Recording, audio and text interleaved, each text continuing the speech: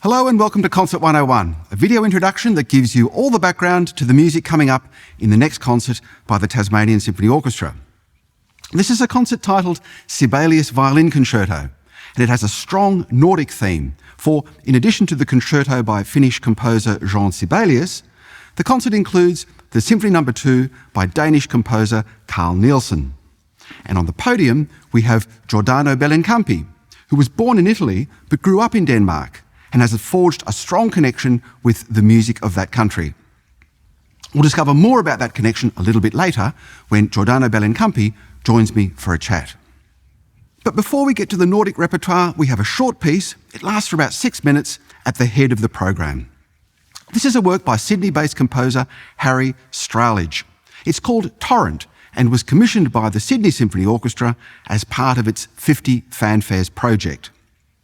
Given the title, Torrent, there's a lot of rapid forward motion going on in this piece. We go from 0 to 100 in no time at all, and it's an invigorating ride. Composer Sdraulig gives us time to catch our breath in the more relaxed middle section, but then we're off again as the piece gains momentum, rushing towards its exhilarating conclusion. Sdraulig is a major new talent in Australian music, and he's not shy about using the full resources of the orchestra, as you'll hear. After the rollercoaster ride of Torrent, a very different mood is established with the opening of the Sibelius Violin Concerto, which commences almost inaudibly.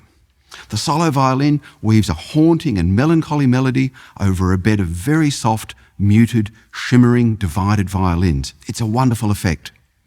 Sibelius crafts the opening solo melody in such a way that it appears to float. He deliberately avoids the notes in the scale that are going to ground the key of D minor, choosing instead pitches that allow for nuance and ambiguity. The solo violin has a long opening paragraph, taking us through various registers and colours, from low, dark sonorities on the G string to sudden, dazzling shafts of light in higher registers.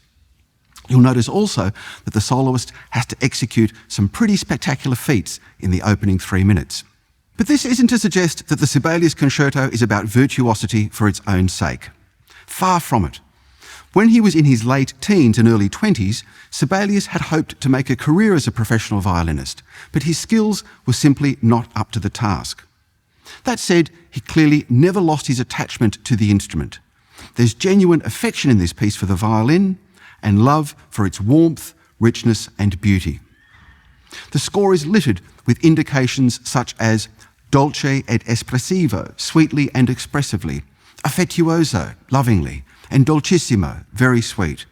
It's like a love letter to the violin. Being a concerto, we have a solo instrument set against the main body of the orchestra, so balance is always a key consideration, making sure that the single player, the soloist, is able to cut through the sheer mass of the orchestra. Another consideration is whether to have the soloist and orchestra engage in conversational back and forth interaction, or whether to keep the two groups separate for the most part. Sibelius opts for the latter. This is not a concerto where there's repartee between the soloist and orchestra. This is also not a concerto where you can predict what's going to come next. Sibelius strenuously avoids standard concerto formulas where, say, the orchestra announces a theme, which is then taken up by the soloist, and then the soloist gives us a new theme, which is handed over to the orchestra. No, we have none of that in this concerto, which is a big plus in my view. Sibelius even gives us a colossal cadenza, a breakout solo episode for the violin, in the middle of the first movement. In the middle. This would normally come near the end, but Sibelius whacks it in the middle, and it's a very long cadenza too. The second movement, Adagio di molto, is quite short, but it's a beauty. Indeed, it's one of the finest things that Sibelius ever wrote. And the finale, Allegro ma non tanto, is forceful and energetic. Like Harry Sdraulig's Torrent, there's a powerful forward momentum in this movement.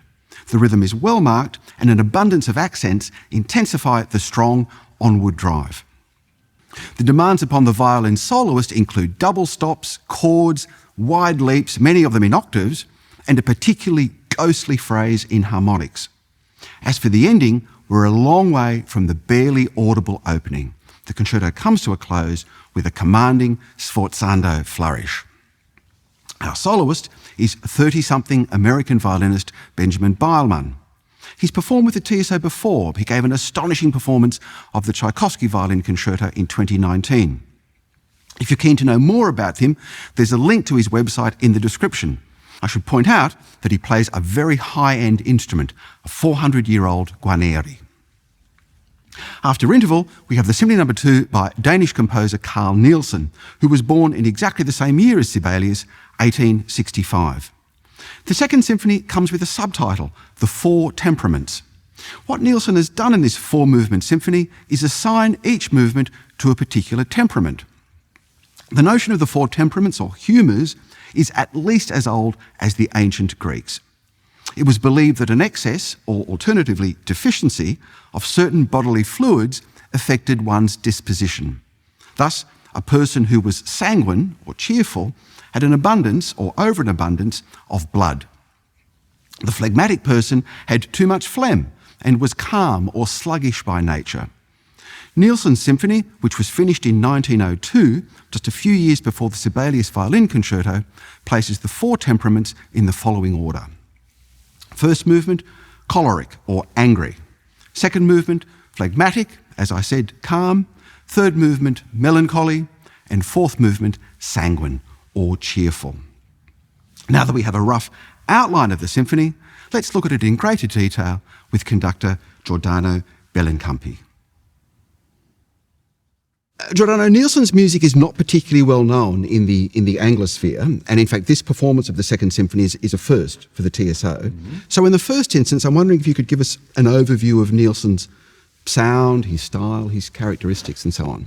He's a very particular, very special composer.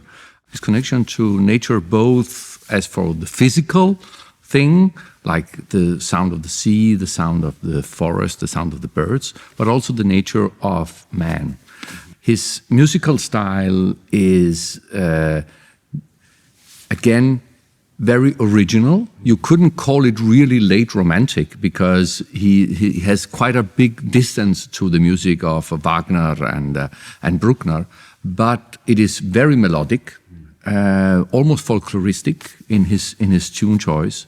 So it is something that I think appeals to every person actually who hears it, because it is different and very, very inviting. Since he's got exact contemporaries whose music we hear a lot more of, people like Debussy, Richard Strauss, Mahler, Sibelius. Are there any traces of their music or their sounds, if you like, in Nielsen or not? I would say both yes and no, in the sense that probably Sibelius is the one that comes closer, although they are very, very different, because Sibelius was in a way much better trained than Carl Nielsen. What is incredible about Carl Nielsen is that he's kind of a force of nature. He just writes the music that he believes in and isn't particularly dogmatic.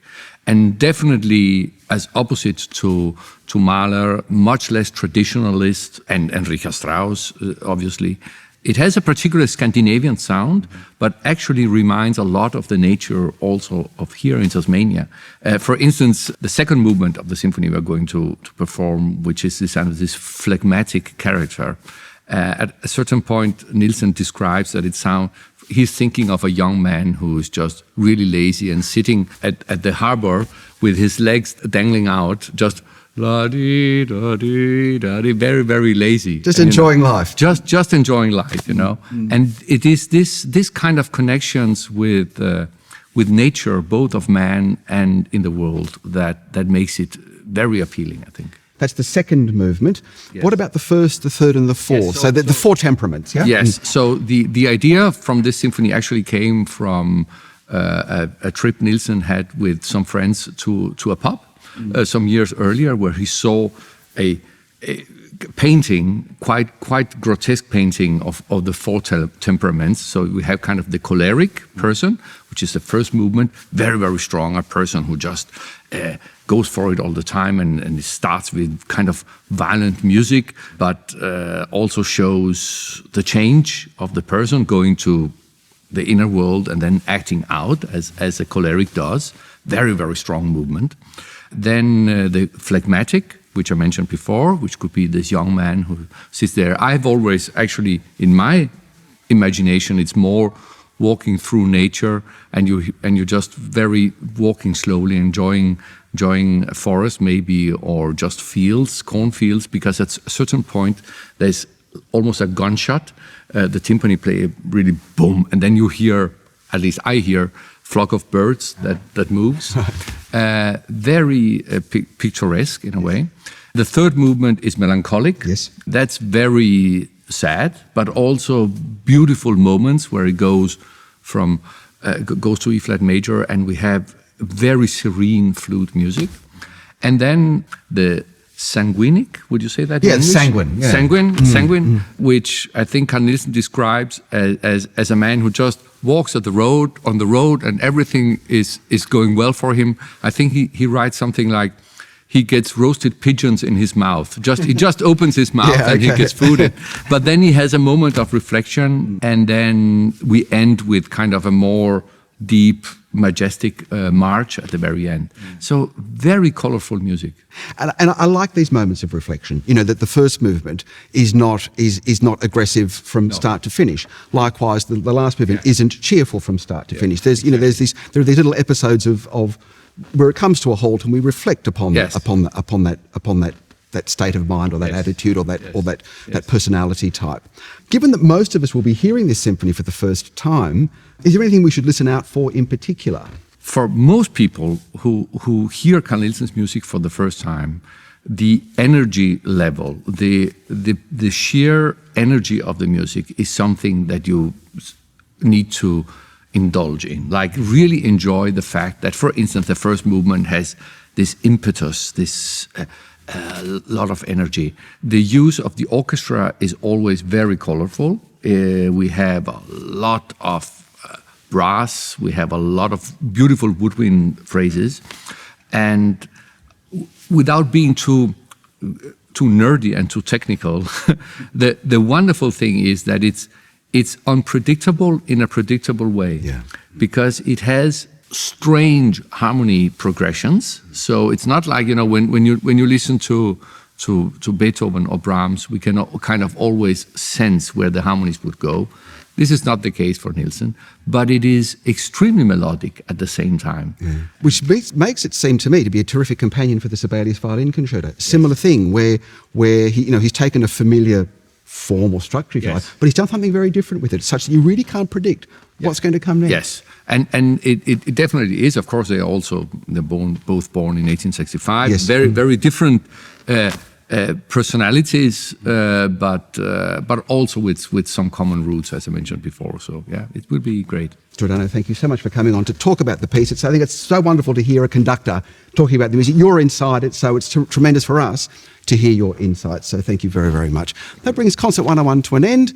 I hope that you feel prepped for the concert, and that you'll join us next time. But bye for now.